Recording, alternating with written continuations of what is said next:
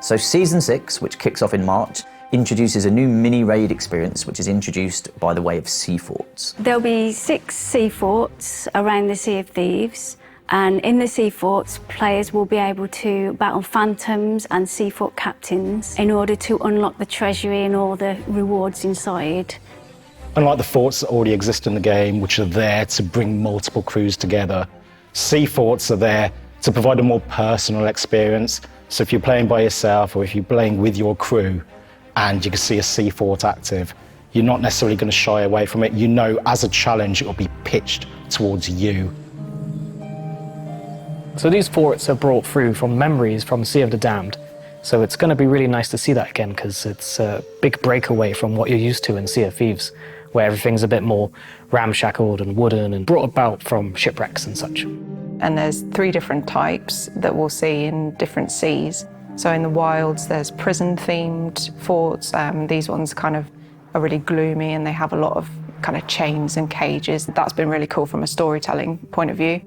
We have really overgrown, abandoned forts. They've just been reclaimed by nature, basically. So they're completely overgrown, they're crumbling, and they've been ransacked. And then we've got the more kind of standard Spanish forts that you would expect to see directly from the Sea of the Damned.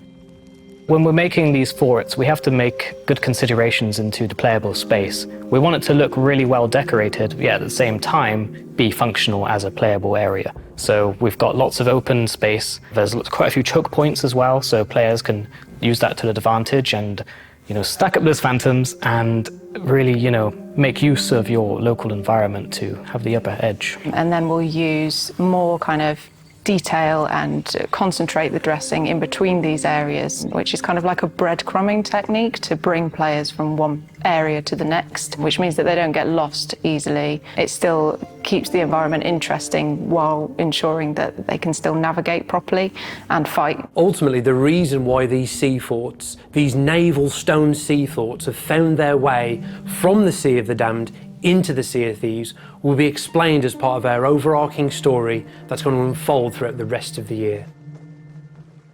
We're also going to be introducing new Pirate Legend voyages which are replayable, that will be different every time. They have a mix of challenges in there, so players can replay them as often as they like, and it will be something fresh and exciting each time. Whether that's using new maps to uncover treasures, diving into the depths